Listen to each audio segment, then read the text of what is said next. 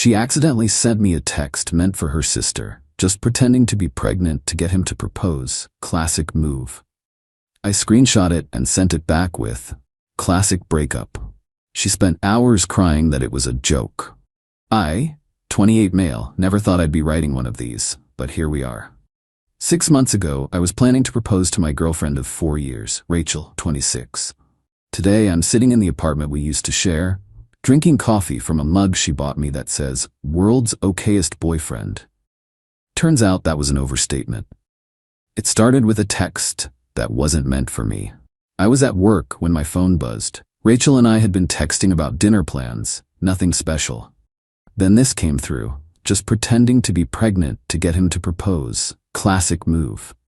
Remember when Mom did this with Dad? He's been looking at rings, so I had to speed things up. The fake pregnancy test app is genius, but my coffee went cold. I read it 3 times, my brain refusing to process the words. But there it was, clear as day. I screenshot it immediately. My hands were shaking, but I managed to type "classic breakup." Then I sent the screenshot back to her. The typing bubbles appeared and disappeared about 15 times. Then my phone exploded. I counted 47 missed calls in the first hour. I finally just turned it off and told my boss I had a family emergency, which didn't feel like a lie. When I finally turned my phone back on that evening, I had 112 missed calls and a novel's worth of texts. They ranged from, "Baby, please, it's not what it looks like," to "It was joke with my sister," to the one that made my blood run cold. "I'm going to hurt myself if you don't answer." I texted back once, "Do not threaten self-harm. If you are serious, you need to call 911. I'm staying at Mike's. We are not talking about this until you calm down." She showed up at Mike's apartment at 2 a.m., pounding on the door, mascara streaming down her face. His neighbor yelled through the wall about calling the cops, so Mike let her in. "It was a joke," she sobbed, trying to grab my hands. "Sarah and I were joking about that stupid reality show we watched. You know, where that girl faked being pregnant? I was being sarcastic." "Then show me the rest of the conversation with Sarah," I said, my voice flat. Her face went pale. I deleted it. I was so upset, I panicked and deleted the whole thread. How convenient. "You don't trust me after 4 years? You just admitted to joking about faking a pregnancy to trap me into marriage. Even if it was a joke, which we both know it wasn't, why would I ever want to marry someone who finds that funny?" She called me every name in the book. Said I was looking for an excuse to leave. That I never really loved her. That I'd regret this. Mike, seeing how unhinged she was, discreetly started a voice recording on his phone. A smart move, as it turned out. The next morning, I went back to our apartment while she was at work. I'd already emailed our landlord. Both our names were on the lease, and he was sympathetic but firm. I couldn't just walk away. He said my best bet was a lease transfer, where she would take over the lease entirely, but that required her signature. A problem for another day. I packed my stuff methodically. 4 years of memories boxed up in 3 hours. I left anything she'd given me, except that mug. I don't know why I kept it. A reminder, maybe. Worried about what she might do or claim, I did something that would save my ass later. I took photos of everything. Every room, every valuable item, the condition of the apartment. Time-stamped, uploaded to the cloud. Then I found something in her nightstand drawer. Under a stack of papers was a pregnancy test. Positive. My heart stopped for a second before I looked closer.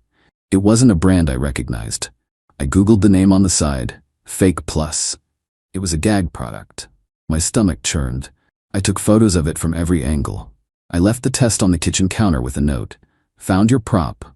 Good luck with the next guy." When Rachel got home, the calls started again.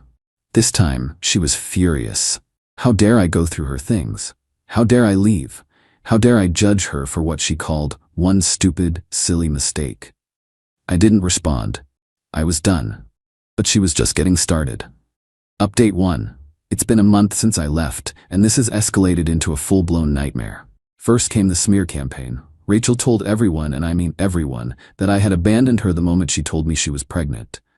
Her mom called me, screaming about how I was abandoning her baby. Her friends bombed my social media with comments calling me a deadbeat. My own aunt texted asking if it was true. I tried to take the high road. Mike kept telling me to defend myself. but I didn't want to air our dirty laundry.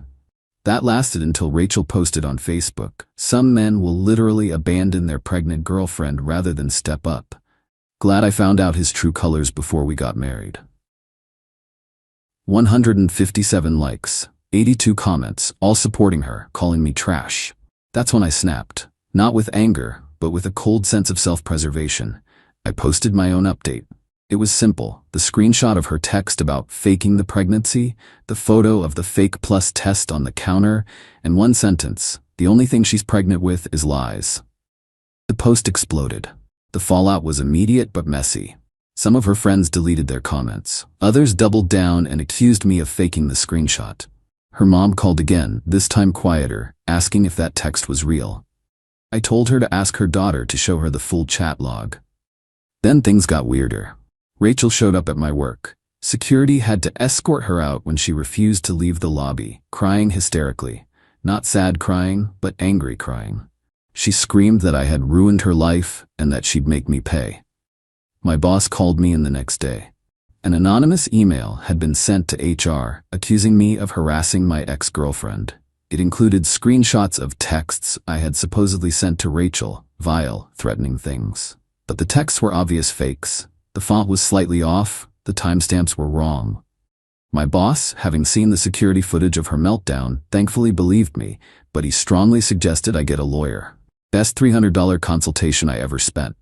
The lawyer, Janet, was a tiny woman with a deceptively pleasant smile. She reviewed everything. "Document it all," she said, her voice calm. "Change your passwords, all of them. And do not contact her. Let her dig her own grave." Rachel's tactics shifted again. She started posting about healing from betrayal and learning to forgive those who hurt you. She even tagged me in posts about the challenges of co-parenting after a bitter breakup. She was still clinging to the pregnancy lie. Her sister Sarah finally reached out. We'd always gotten along, and she looked horrified when we met for coffee. She confirmed there was no reality show joke. Rachel had been planning this for weeks, ever since she saw me browse engagement rings. "She's always been like this," Sarah said, staring into her cup. "She has to control the narrative."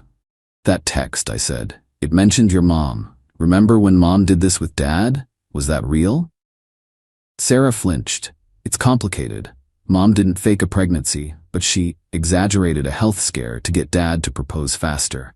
It's this toxic thing in our family, this idea that you do whatever it takes to lock a man down. Rachel learned it from the best." Then she dropped the real bomb. Rachel had done this before, with her ex before me. Faked a pregnancy scare, and when he found out and left, she told everyone he'd forced her to have an abortion. "Why didn't you warn me, Sarah?" She looked me dead in the eye. "Honestly, would you have believed me? You were head over heels, and she's my sister. I keep hoping she'll change."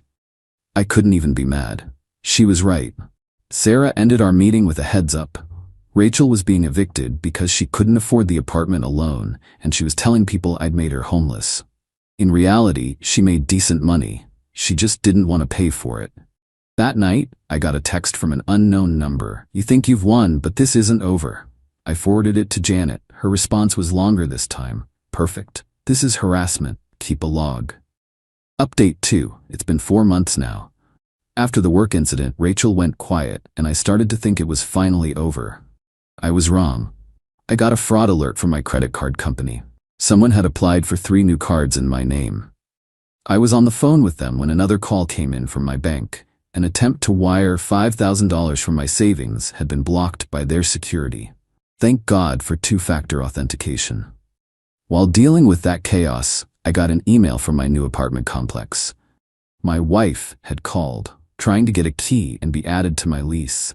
The office staff thought it was suspicious, as I had rented the place as a single man. It was time to go nuclear. I met with Janet again, this time with a folder full of evidence. The fake harassment texts, the credit card applications, the call to my landlord, the new text from the unknown number. Janet's pleasant smile was gone.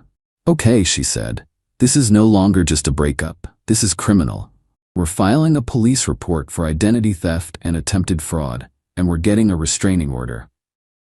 The next few weeks were a blur of police stations and paperwork. The detective assigned to my case, Morrison, was a weary-looking guy who seemed unimpressed by my story at first.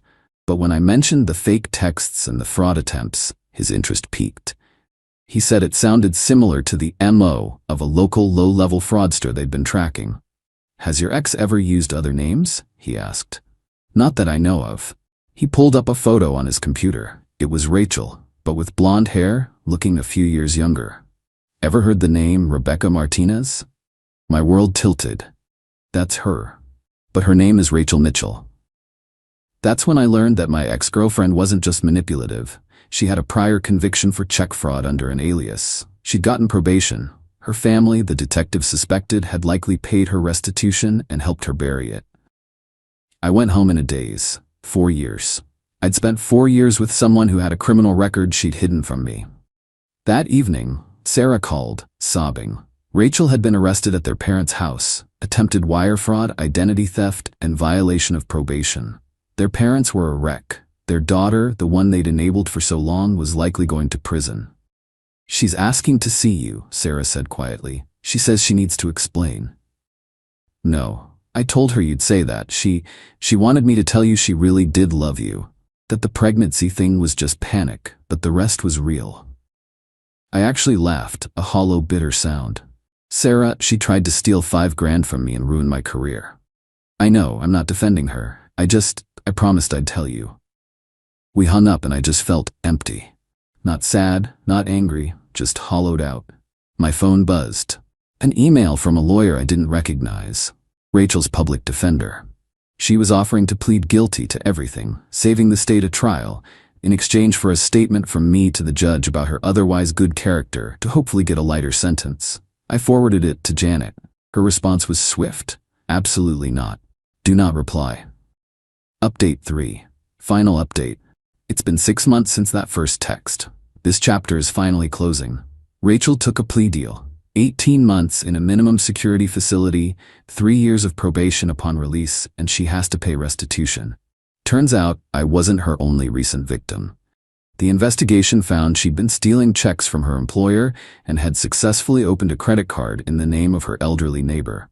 The pyramid of lies was horrifyingly impressive. Sarah, in a final, guilt-ridden conversation, laid it all out. Rachel's first fraud conviction at 22 wasn't just trouble. She'd conned a guy out of $30,000 for tuition, then claimed he was a stalker when he went to the police. Her parents paid him back and hired a lawyer who got her probation, and they all agreed to pretend it never happened. She met me 2 years later. I was stable, had a good job in tech, and seemed like an easy mark. "She wasn't supposed to fall for you," Sarah said, looking ashamed. "The plan was to get some money and leave. But she actually caught feelings. That's why she panicked with the pregnancy lie. She knew you were serious, and it was a twisted, desperate attempt to lock you down before you could ever find out about her past. So instead of being honest, she tried to trap me.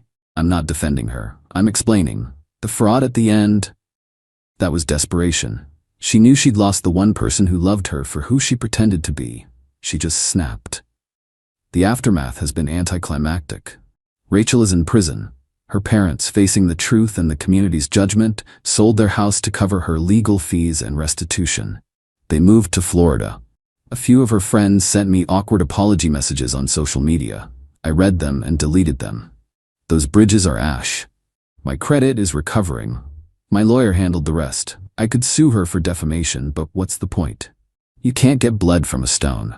I started therapy, not because I miss her, but because I need to understand how I fell for it, how I loved someone who was a complete fabrication.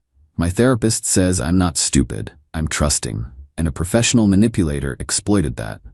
It's a hard pill to swallow. She asked me, if you could go back, would you erase meeting her? I don't know.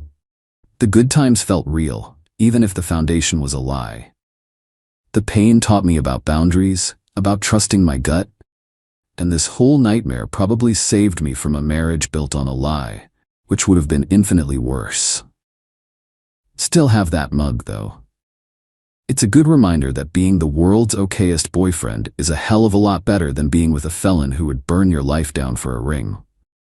Rachel gets out in about a year. assuming good behavior. Sarah says she talks about starting fresh. Maybe she will, or maybe she'll find a new town and a new name. Either way, it's not my problem anymore. To anyone reading this, if something feels off, it probably is. Trust your gut, and for the love of God, run a background check. You never know what you'll find.